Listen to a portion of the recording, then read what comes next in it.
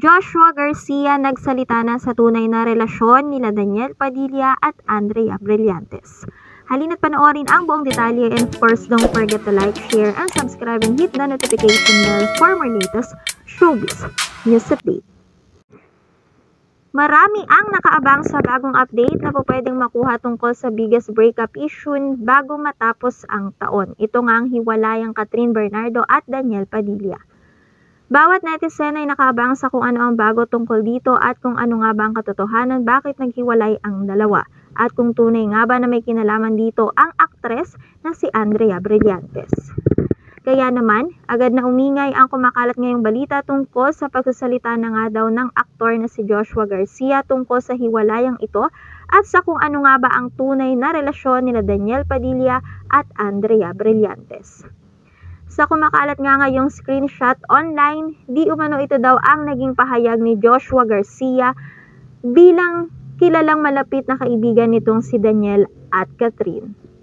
Ayon daw sa naging pahayag ni Joshua, matagal niya na nga daw pinagsabihan nitong si DJ about kay Kath at ayusin nito yung relasyon niya sa nobya. Pero tila naging matigas nga daw ang ulo ni DJ at tinuloy pa rin ang relasyon nila ni Andrea.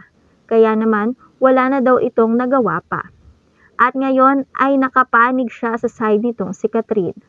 Ayon pa sa kumakalat na screenshot photo, totoo nga daw ang balibalita na magkasama si DJ at Andrea sa Spain. At ayaw na nga daw niyang pagtakpan pa ito. Marami ang nagulat nang kumalat ang balitang ito na tila nga malaki ang nalalaman ni Joshua sa paghihiwalay ni Kath at DJ at sa relasyong Andrea at DJ. Pero marami ang nagtaka kung paanong tila naging napakadali kay Joshua na isiwalat ito sa publiko gayong alam naman ng lahat kung gaano siya ka-close kay Daniel. Kaya naman, matapos ding lumabas ang balibalitang ito, agad-agad ding pinabulaanan ni Joshua Garcia ang balitang ito at sinabing lahat ng ito ay walang katotohanan. Hindi nga daw sa kanya nagmula ang mga pahayag na ito.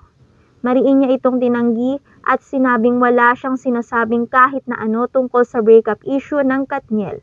At ayaw nga din daw ng aktor na manghimasok sa usaping ito, lalo na nga kita namang tahimik lang si Daniel at Catherine tungkol dito. Irespeto na nga lang daw sana ng lahat ang pananahimik ni na Catherine Bernardo at Daniel Padilla at huwag nang gumawa ng kwento tungkol sa dalawa. At lalong huwag nang mandamay pa ng mga taong wala namang talagang kinalaman sa hiwalayang ito.